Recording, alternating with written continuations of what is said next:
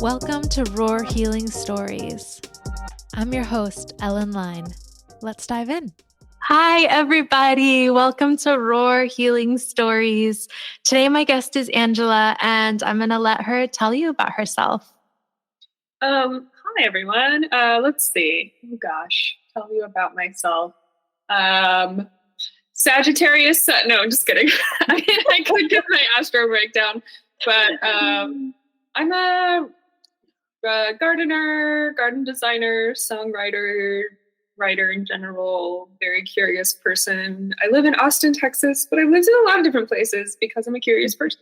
But I really love Austin. Probably Austin and Montreal feel like my spiritual homes. Yeah. I love that. Yeah, we met in Austin many years ago because of mutual friends. That's right. Yeah. I sometimes forget how people even came into my life. Yeah. I also love Baltimore, though. Ellen has given me multiple tours of Baltimore. Yeah. I feel like I'm saying that in a very non-Baltimorean way. Isn't it like a Baltimore? I don't even say it like a true Baltimorean because I'm not actually from here, but it's like Baltimore.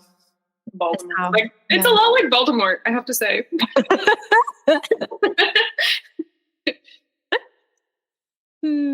Awesome. Well, I feel like we have sort of intertwined in and out of each other's lives in various points, but I feel like one thing that's been true since I've been knowing you is that you are a person who has always been growing in one way or another. Yeah. And so I'm really excited to get to chat about kind of your journey and how you've been healing and how you've been growing. And one thing that I keep saying as I'm talking to folks in this format is that one of the key ideas of this podcast is that healing can look so many different ways. And so I'm just really excited to hear about your story. And so I know it's an extremely broad question, but tell us about it. Oh God. Okay. So this is what I struggled with. I was reading the questions over breakfast, as I told you, and I was tell us about your healing journey. And so I struggled with the starting point of that.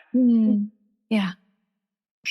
The first thing that came to mind was, is the beginning of your healing journey the injury? Or are you always healing? Is it a perpetual cyclical state throughout your life, whether you have trauma or not? I don't know. I guess this podcast maybe assumes every person has some trauma.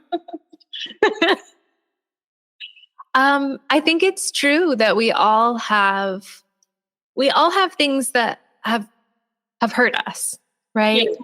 And I think how we've responded to that, some people feel the aftershocks of that hurt in their life more than others. Some folks have needed to heal the aftershocks of that hurt more than others, maybe. Yeah. And I think that's a really interesting question. If I think about my own journey, it's I know where the hurt started, but I wasn't aware that I was on a healing journey until a decade and a half after maybe some of the initial hurts were happening. Right. And so when I am telling my story, I probably start when I first started to realize that I had something to heal, Yeah. But I think that however you want to, if I was writing my memoir, I might start with those early memories because now looking back, I can see that was where my journey started. Yeah. Yeah. I think it partially bothered me because I was there's so much more to my life than that. Yeah. I don't know. I struggle. I think we can talk about this. I struggle with the perpetual state of healing and it can become its own form of not being enough. You're not enough, which I'm sure you deal with that within your profession. But okay, I'm just putting all of that aside. I think a lot of my healing journey has had to do with I would say breaking or maybe regenerating or breaking new ground in like relationship cycles, like real relationship cycles. And I mean, if you view it from like a generational standpoint, I feel like there are like things that come down on my mom's side of like neglect or like not having enough resources, and some like immigration. And then on my dad's side as well, there's like immigration. And the immigrant story is really interesting to me because I wouldn't be considered, I'm not like a first generation immigrant or anything, but my great grandfather was, and then I feel like, or wait, maybe it was my great grandfather. It was like fairly recent to America, but to the point where like my grandmother was like espousing those ideologies to my dad, who's espousing those ideologies to me. And so there's still stuff being passed down of like scarcity and money, struggle, things always being hard. And then on my mom's side, like actual, I think like maybe some abuse or neglect, like because my great grandmother, like I think it was when her mom died, her dad married someone who like really didn't like her, and so yeah, it was like kind of a classic evil stepmother thing. And so I think there was like a sort of like you're on your own mentality that I saw in my grandmother as well, and that I saw in my mom. Yeah, like not recognizing interdependence or not feeling you can rely on that. And so I think like the things that my friends see as strengths, like that I am very independent, I am very self-reliant, I kind of go my own way. It's like it also can really hold me back because I could do a lot more. And like that's kind of been the healing of my adult life, is like, how can I learn to mix myself into a community? Yeah. Because I can do so much more with the help of other people. Yeah. Yeah. And that's been tough because like I have a lot of defenses built up to support mindsets that were passed down. Yeah. I mean, like literally on both sides, I got the message of like, never trust anyone but yourself. Which is so, I mean, it's not functional. Yeah, I guess you like that way. Yeah. Wow. So that's a big one. Yeah. Are there specific, like, I'm thinking about actions you've taken or maybe moments, like chapters in your story that you can think of that have helped like dissolve some of that belief messaging? Yeah. I think, oh man, it's been a pretty rough past like 3 to 4 years. Yeah. In terms of like having my trust broken by people, and that's like really reinforced those beliefs. But I think nature, I mean, it sounds so general, but like nature has been a big part of healing. Like, I think in my teens, I had a lot of conflict with my mom, and that was a big part of, I think, like my early life, like trauma was like the demolition of that relationship in my teens when I probably really needed that relationship. So I feel like that didn't set me off on a great course in my early adulthood. Like I was kind of like underachieving through like getting into college and going to college and early jobs. But I had this instinct in my late teens that was like, I think I need to put off going to college and just go work on a blueberry farm or something. And I really wish I had done that, but I kind of believe this rhetoric of like, if you don't go to college right away, you never will. Like, yeah, I think there was a lot of like doubting myself. It's so interesting how like the don't trust anyone but yourself, but also deeply doubting yourself are so interlinked. Yeah. Because those are, I mean, you would think those would be real opposites, right?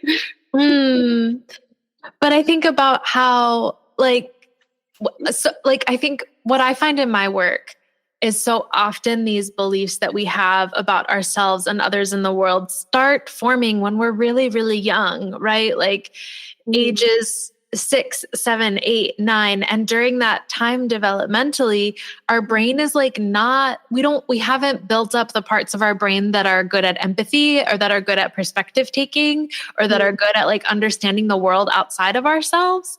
Yeah. And so we turn everything internally, right? And so if as even a little kid, you're getting this message like, it's like stranger danger, right? Like, don't trust anybody. You have to rely on yourself. You have to take care of yourself, right? Like, even if those things didn't become fully realized until you were older, you were still absorbing them when you were 5, 6, 7, 8 years old, right? And if that's what you're being taught about other people and you have this brain that internalizes everything, how could it not become true about yourself, right?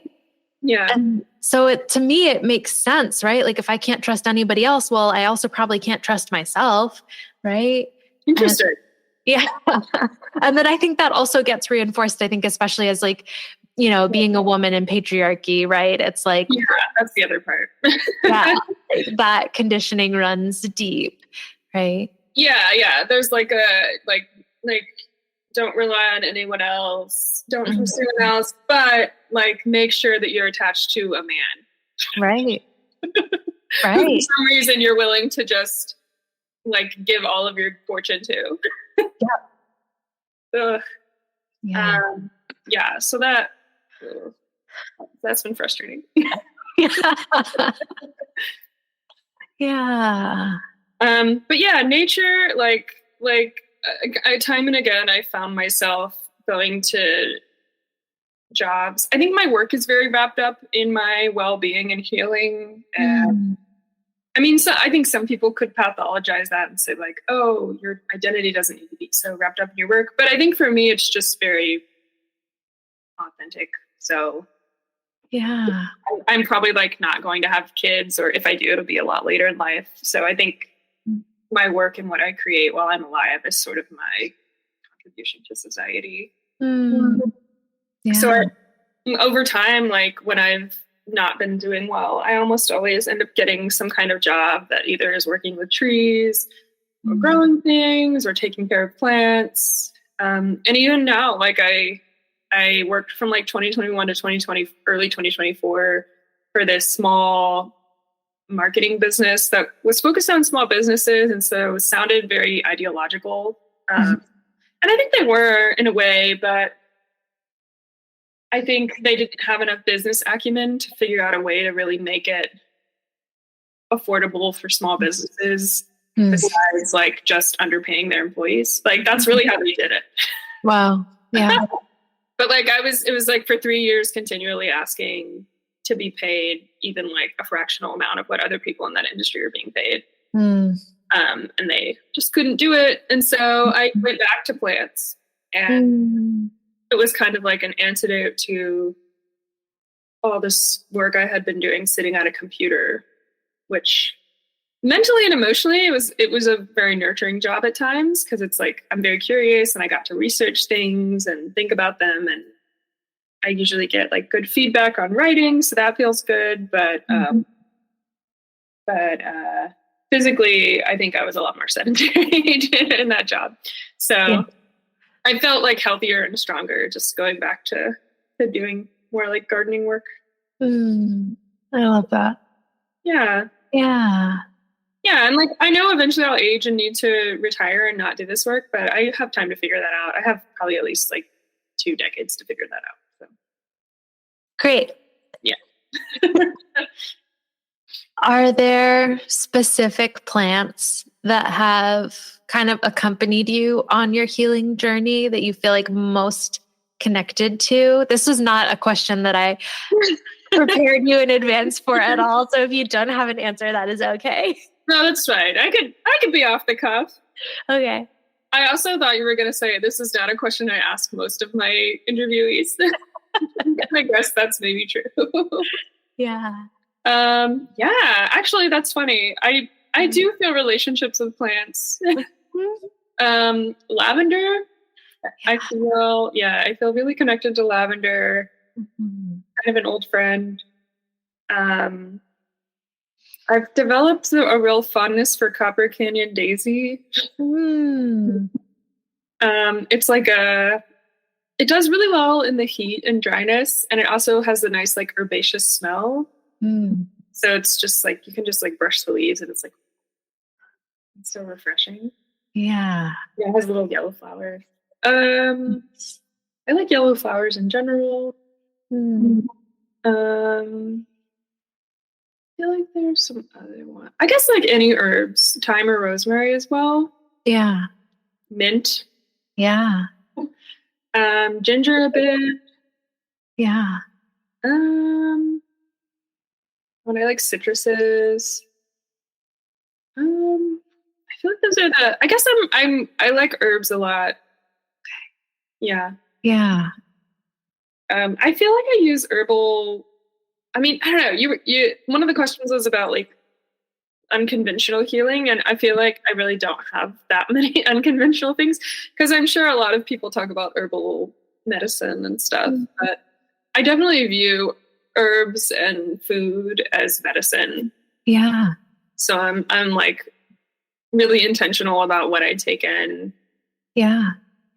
And I also qualify taste and treats as an important part of that. So I'm not like only eating raw vegan or something. I also eat delicious dark chocolate covered caramels and yes, cheese and stuff. Yes. Not for my soul. Yes. No, I think that's beautiful. And I think that is unconventional, right? Because if you think about like, if I went to the doctor and I, told the doctor I was feeling stressed, like, what would the doctor say? Like, okay, well, here's some medicine you can take and maybe you should exercise. And like, if you have a good doctor, they might be like, and think about therapy, right? But like, the doctor is not going to tell you like, well, have you thought about developing a relationship with some herbs? That's true. Or like, maybe think about what you're eating, right? Maybe try some dark chocolate for your soul. I think that is real. And like, I can absolutely think of like meals or foods that I've eaten that like become like healing. Yeah. So I think that's great. I love that. Yeah, you're right. Maybe also I've been so immersed in it for so long. It's been over 10 years of thinking of healing this way. So maybe have forgotten. But there are definitely meals that I've sat down and eaten, like vegetables that I grew. And like, there's something about any meal where you can like really feel present and you're just like taking in your senses. I think anything that can help you be in the present. Yeah. Which again, like, I know it's said so much, but like, there have been some meals that I've had in my life, like at weddings, like a wedding where it was like very based on love and not like images or something. And so it was like really nourishing. And we were just eating it with people like and friends surrounding us. Like that felt healing because it's just such a like safe and nourishing moment. And I think cooking for yourself is that too. Yeah. Like I think it's a very concrete way of showing yourself that you care for yourself. Yeah. I love that. Yeah. Yeah, it's kind of like that, what is it called? Reparenting? Yes. So tell us more about reparenting yourself. Yeah. Okay. Well, yeah, that's kind of relevant because I feel like another really big part of my healing journey has been living on my own and getting to control all these aspects of my life that weren't in my control before. And like, I had a lot of siblings, and also my parents were divorced from like age 5 onward. So I was like households a lot.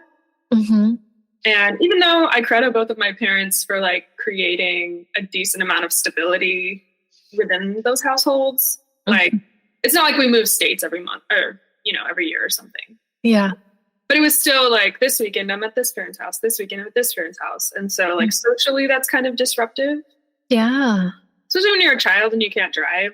You just don't see your friends.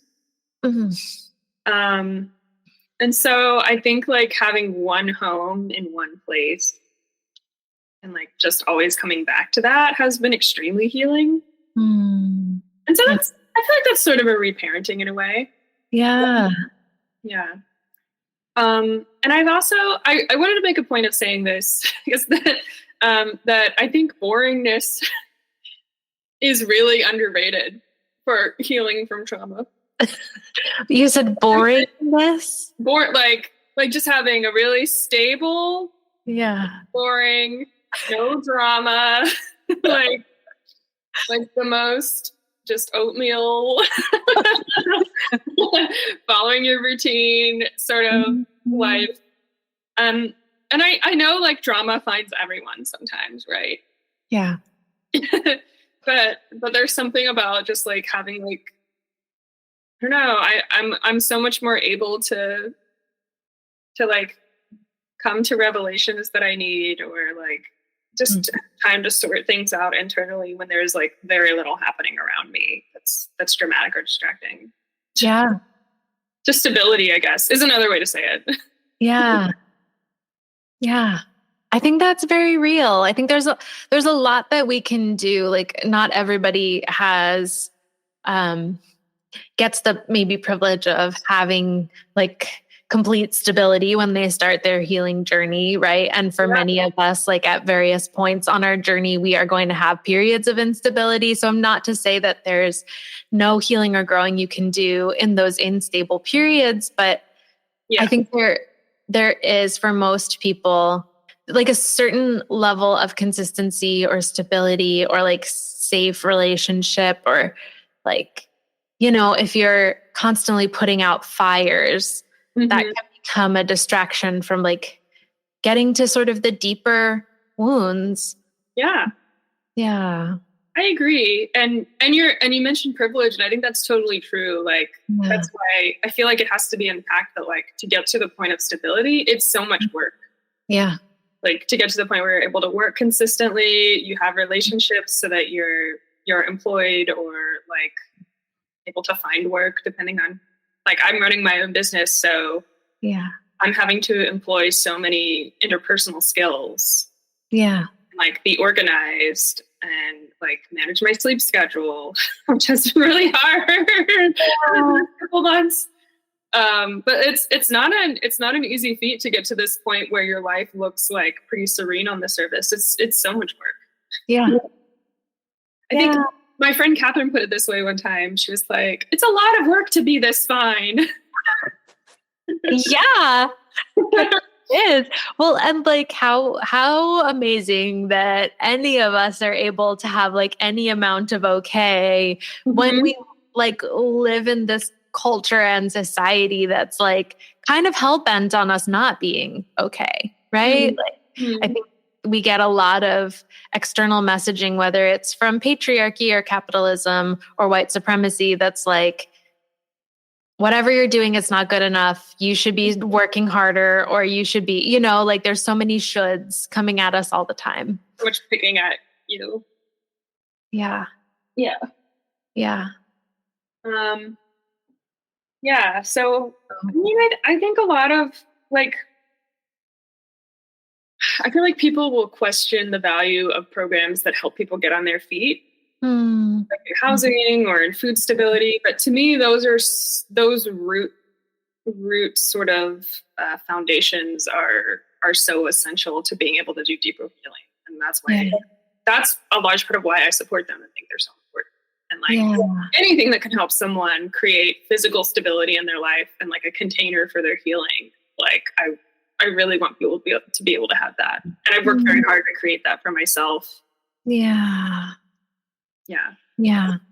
And I mean, it has been easier for me than others. I mean, because like I'm not dealing with as much like systemic. I wouldn't say it's been easy, but like I don't have obstacles that certain people have. Yeah. Although I do experience sexism daily. Yeah. So I do manual labor and people are constantly questioning my competence. It's very annoying. It's kind of almost a joke. Oh, I like both love and hate that for you. I'm like, if you don't laugh, you cry. And so it's like, okay, we can have this healthy coping mechanism, but also I'm like, it sucks. That sucks. I'm sorry. Yeah, well, no, thanks. I mean, yeah, it definitely also makes my blood boil. So I am trying to just balance that out with like, well, of course. Like, or I just think, would they ever say that to a guy? Yeah. Do you ever ask that? Occasionally. Sometimes I don't have time. Mm-hmm. I think a really like interesting example was like I went into a hardware store. I was clearly wearing work clothes, like work pants, boots, and was maybe kind of dirty. And I asked if they had soft measuring tape for like taking large measurements of yards where it's like curvy and stuff. Yeah. And the guy was like, "Oh no, they sell those at like craft stores." And I was like, "Really? You don't have that?" And I was like, "Can you just show me where the measuring tapes are?" And so he showed it to me, and they had exactly what I was talking about, like one of the big like reels of measuring tape that's soft. Yeah. And I was like, "Oh, this is what I need. Perfect." And then he was like, "Oh, sorry. I thought you were talking about like that measuring tape for your waist, like for sewing." And right? It's like so bald. But this guy is like probably, he was probably in his like 70s. And and I was in the middle of my workday. And so I didn't have time to explain this to him. I was just like, okay, no, that's not what I was talking about. Thank you. Go away. Yeah. But I feel like my existing and like flipping that preconception like, was maybe enough. Like maybe next time a woman comes in work clothes and asks for something, he'll be like, I'll assume she knows she's at a hardware store and that she's seeking construction materials. Yeah. Well, and also it's no individual person's job to like eradicate patriarchy, right? Like it's not your responsibility to force that man to do his inner work. Right. Right. Your reaction is so validating though. Cause I was like, are you serious? Yeah. Like, I'm not carrying one of those little tomatoes full of push pins. Goodness. Yeah. Yeah. Yeah, that's so infuriating. Yeah, it really was. And like a lot, I'll just give one more example. There's one garden that I have that's very public facing. And so like a lot of times when I've been working, people will ask me if I need help, which on one hand is nice because they're trying to be perhaps kind. They really assume that I'm the homeowner. That's cool. But it's also like, if you saw a guy working in a yard, you wouldn't ask him that. Yeah. You would assume he's got it. And that if he needs help, he would be looking for workers or asking people. Yeah. And so I did get pretty annoyed at that. Like a lot of people asked me and eventually it was just like, no, I was like snapping at people. Yeah. Yeah. Yeah. There's this like double bind of, it's like the benevolent sexism, right? Where it's like, I had a maybe similar experience where I've been doing some renovation in my home.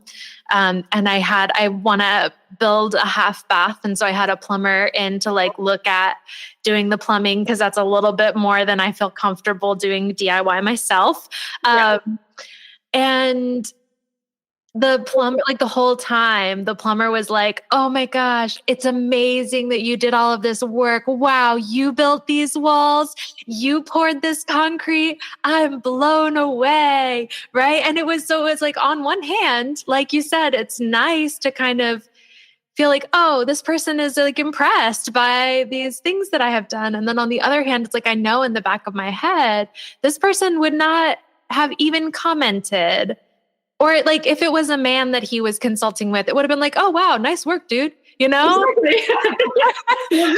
Of course you can do that work. Yeah. And so that assumption that like women can't do these things, or like that it's shocking when a woman does, it's like, oh, and it feels weird to be getting angry at someone who is being so like complimentary. But it's like, if we take like 2 steps back and like look at like what it means that you are feeling like you should be so complimentary, or that you're feeling like you should offer this help. It's like the assumption that underlies that is pretty shitty. Yeah. Right. Yeah. So, I mean, I'm sure that's part of my healing journey. I don't know, I'm like trying to tie it back to the main topic because now it's just like kvetching, but it's been an interesting thing to try to talk to my brothers about it. And I don't think they understand, like, especially with my older brother, I've tried to be like, a lot of the differences in our experiences growing up were because of gender. Yeah. And he was just like, I don't really think so. I don't really think we're treated differently. And I was like, that's not true. Like, we definitely were treated differently. Yeah. Even the way the siblings were divided, like I got paired with my stepsister, even though I had nothing in common with her, because we were the same gender. And it was like, I would have had a lot more fun just hanging out with my brothers. Yeah. With certain, events that you go to or whatever, like, yeah, kind of shoved me and my stepsister together. And like, we were constantly fighting. Oh. We did not like each other when we were kids. Yeah. And so that alone, I was like, that's, those lines are drawn on gender. Yeah. We're girls. Clearly, you're going to be friends. It's like, that's not enough. That's not enough. No, it's not. Yeah. Yeah. So, and I think I had a less sexist upbringing than many women. So at least I think my mom was a real model of like being empowered and why can't I do that? And so I think in many ways, like she gave me a lifeline there. Yeah. Being I mean, she's the breadwinner, I would say. Yeah. Yeah. So she's very cool in that way. Yeah. But yeah, I don't know. I'm trying to. Is there more that you want to hear about? I think this conversation is great, first of all. And secondly, I think it's important to recognize, like you mentioned earlier, kind of being, maybe it wasn't explicit, but like kind of being in wellness space and like wellness culture. And I think there can be a lot of like kind of toxic wellness culture that's very focused on just the individual and the individual healing journey. And I think we dissolve that a little bit when we're honest about the systemic forces that are also like barriers to our wellness or barriers to our healing, or like have created like the feelings of not good enoughness that maybe you have had to work on, of course, happened because of these like interpersonal moments in your family, right? But they also have been reinforced constantly by living in a sexist culture. Right. Yeah. And so it's like, yeah, I have some internal personal work to do, right? But that there's also sort of this larger systemic thing that like, until we do enough work culturally to fix some of that, some of this is like never going to be different. And that's not on me, right? Yeah. But it's also our energy. Yeah. Like dealing with that guy at the hardware store, dealing with my frustration, deciding what to respond to him, like took up energy that I could have just put toward my work or whatever I was focusing on that day. Yeah. Yeah. Or your joy or your healing, right? Like, yeah. And that's, I think, part of the way that these larger systems complicate our journeys. Right? Yeah. So I'm not mad at all to be talking about this. Okay, good. Okay, turning it to like very personal, I feel somewhat cursed in intimate relationships. Oh no. Say more. I feel like I have attracted partners who have such like terrible behavior toward me or like are deceptive. I don't know. I mean, some of them have been really nice and great and we're still friends. So it's not all bad. But in recent years, it's been a lot of like deception or like flakiness or ghosting and or like unwillingness to commit. And it's so confusing. And I was like talking to a friend about it last week and I was like, there's some way that I'm like attracting deception. And he was like, maybe people are just bad also. And I was like, okay, well, yeah, like maybe I don't bear responsibility for that. I don't know. It just seems like the stability that I've worked to build in my individual life, like I really want a partnership, like just a stable, kind of in some ways unchanging partnership, even though I know things always change, but like majorly unchanging. And so it's so interesting to me that feels so elusive. I don't know why. And so I feel like that's maybe the next like step of healing is like I'm beginning to stabilize as an individual. So maybe I don't know what needs to be healed or what needs to shift or like I don't know. I don't know what's going on with that. Yeah. It's a real quandary. It is a real quandary. I think it's a relatable quandary. I think like for many of us, we get these like mental maps or like models of what love should be that get built when we're really young and impressionable. And, you know, for you, you've said like that feeling of like, I can't trust anybody, right? And so then we end up like showing up to relationships that kind of fit these maps that we've built, but it's like the map is completely inaccurate for what would actually generate a healthy relationship. Yeah. Right? And so it's like we have to rewrite the map in our adulthood. And sometimes that's really hard and really scary and, you know, and I think that it sounds to me like you've already kind of rewritten the map in terms of like your relationship to yourself. Yeah. And so I think that makes it just more likely for you to be able to, because now it's going to feel a little bit more familiar when you find it with another person. I can see that. Yeah. I have grown a lot less tolerant of bad behavior. Like, yes. I used to show people so much compassion and I would just be like, well, I understand why they're acting that way. And let me like put all this energy into listening to them and helping them heal. And I feel like there's this knowing look in your eyes. And it's like, oh, why did I waste so much compassion? I mean, it's a harsh way to put it, but like I wasted so much compassion on these people that I wasn't even showing myself. That's the thing. Like, I don't think you need to be like pouring out all your compassion to others and not giving any to yourself. Just like, am I happy? Am I like not being abused? Am I not in a toxic situation? Like, healthy, happy situation?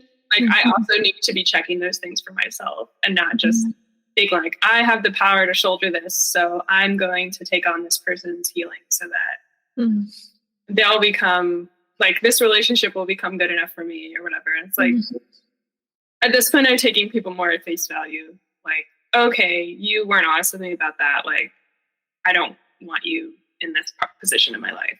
Yes. Like, yes. Yeah, no pronouncement even on whether you're a good or bad person or whatever. It's just like, please evacuate this role. Yes. Yeah. So, I mean, I guess that is a step of healing, but I feel like the ultimate healing will be like just meeting a person who commits and like does the work and sticks around and is like, oh, showing myself that is possible. Because right now that truly feels impossible, which is like, I know, it's so sad. Like why should that be impossible Yeah. for anyone? I don't know. I'm going to send like waves of possibility. Thank you. Yeah. Yeah, there's some sort of opening, I don't know, to that possibility that I think needs to happen. Going to happen. Yeah. Does it feel like there are still remnants of that I can't trust anybody thing? Or does it feel like something different than that?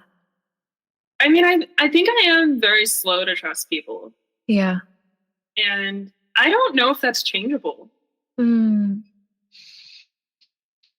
It really takes me years to become friends with people. Even with you and I feel like it was years like knowing you in groups, and then I was like, oh, I'll be in Baltimore and like we can hang out and like, yeah.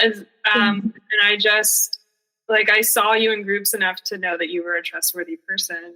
Not that I was like proactively thinking about that. That's just sort of how it happens, I think. Yeah. So I don't know. I think that like really makes the timeline slower. Yeah. But I can also meet people, and if we have a lot of resonance or things in common, I guess some people I can trust more quickly. Do you feel like you trust yourself more? I am more and more. Yeah. Okay. Especially after the past 3 years, when it was like, I would be blaming myself for tension in a relationship, and then like some truth would come out about it, and I would be like, oh, so what I was feeling was correct. And so then it was like, I'm not paranoid, like you're lying. You were lying. And so then I was like, okay, well, if I had trusted my feelings on this, like I could have extracted myself from the situation much sooner. And even with the most recent one that was like a year ago, it was similar, like not being given all the information kind of situation, like information that I should have had before embarking on that relationship. And the feelings were off. It was like fun and happy. But then also I was like underlying, I was like, something feels kind of off. And like, that was also true. So I was like, hey, like, I'm not as distrustful as I think maybe. Like, maybe I just have a good gauge of what's going on with people. Maybe that also makes the search harder, because I think some people can stay in relationships for years because they're able to delude themselves more. And it's really hard for me to do that. Yeah. I don't know. And I even wonder if that's like intimidating to people, because it's like, I'm not offering a very cushy space. Maybe it's like, I'm like looking for honesty, and that's it. Yeah. I don't know. Do you think that's scary for people? I think it's probably scary for dishonest people.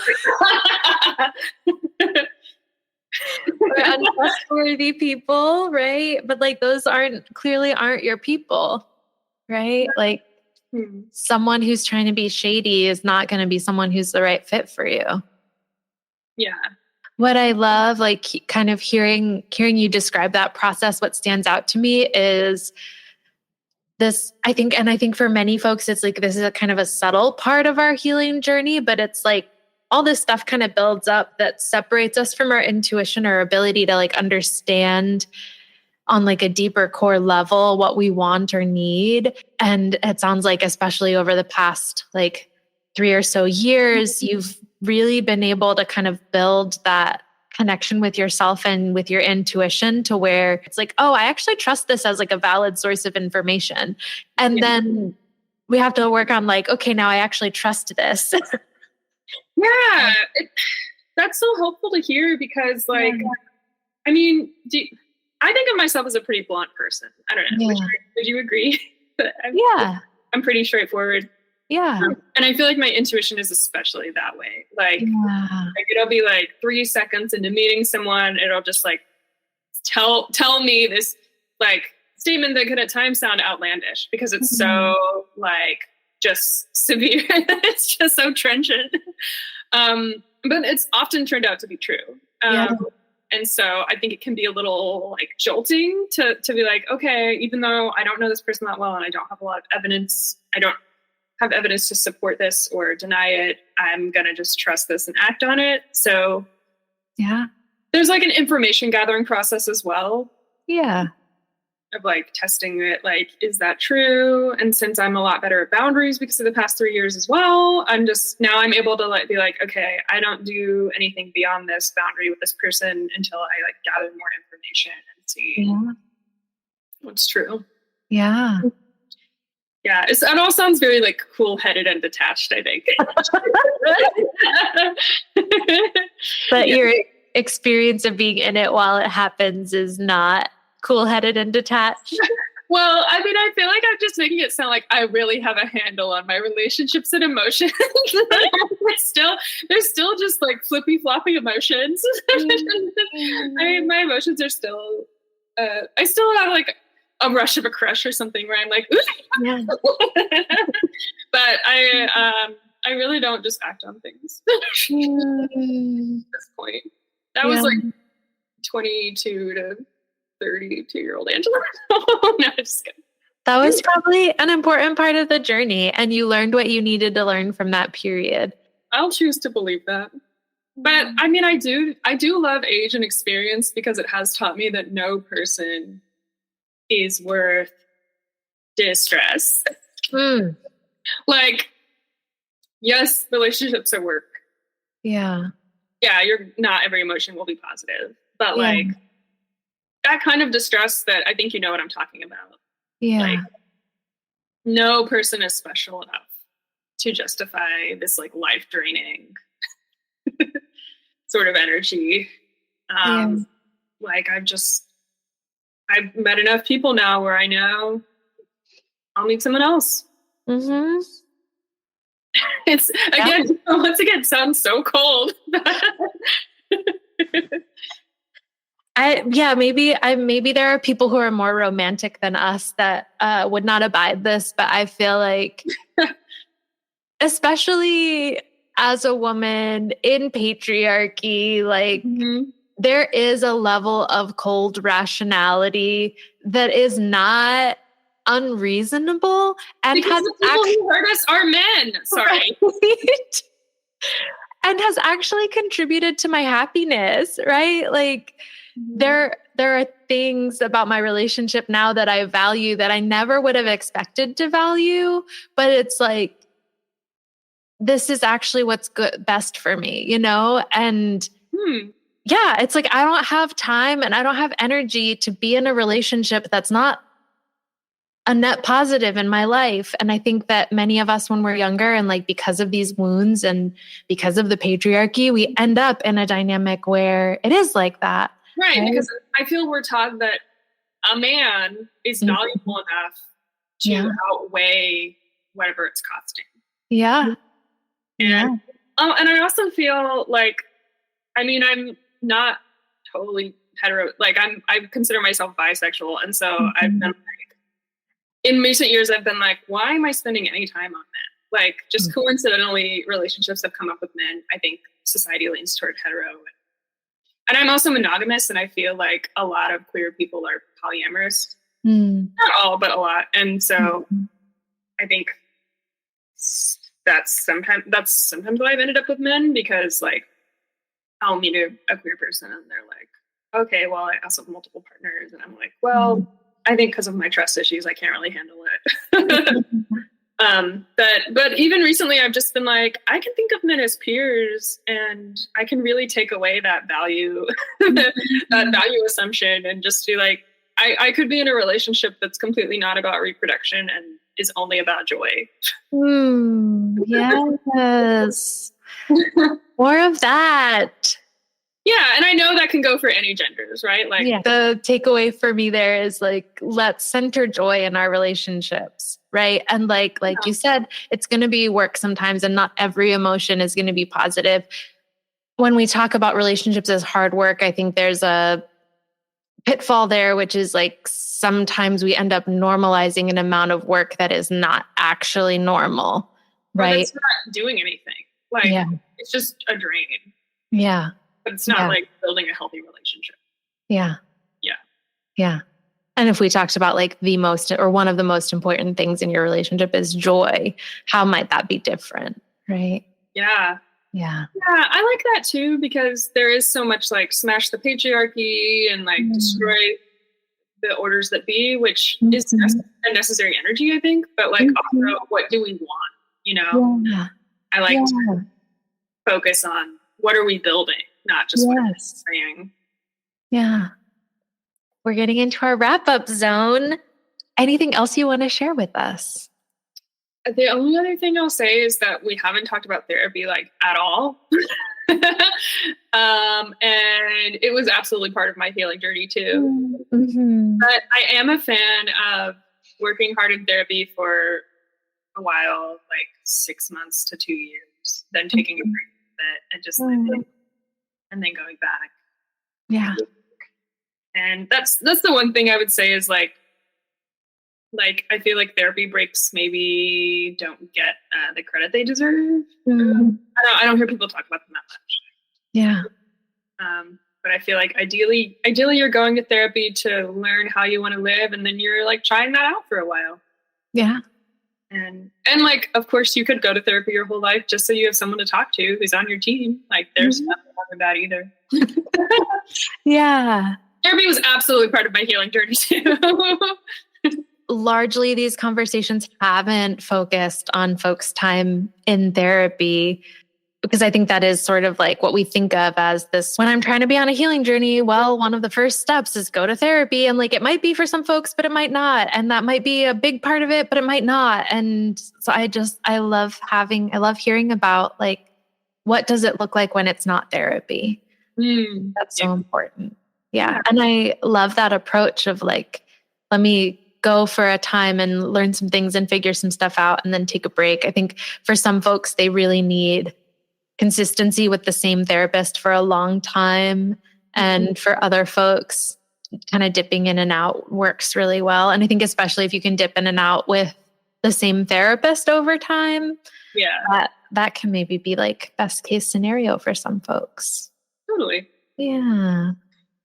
Okay, so you mentioned your business as a gardener. I also know you didn't talk about it, but I know that you have a band, and I would love for you to tell the folks who are listening today how they could stay connected with you, if they want, if maybe folks are in Austin and they need some gardening services, and or if they like indie rock music.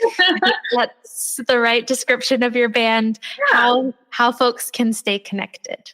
Yeah. Okay. Well, first of all, it's shocking that I didn't talk about the band, because songwriting has also been a huge part of like listening to my inner voice and like healing my inner child. So I don't know why I was so up on the plants and really didn't talk about the music, but we only have so much time. Yeah, part two. And what's very convenient as well is that because I only wanted to register one trademark, my gardening business and band have the same name, which is Days of Summer. So you can search Days of Summer Garden. Well, it's daysofsummergardens.com, and it's hellodaysofsummer.com for my band. So you can search Days of Summer Gardens Austin or Days of Summer Music Austin. And the Instagram and Substack are both Days of Some _mer. I'm pretty sure. There's some variation on that phrase. Wow, I can't believe I didn't talk about music. I definitely view music and having a band as part of my healing, because my band is like a little family. Where I'm the weird mom.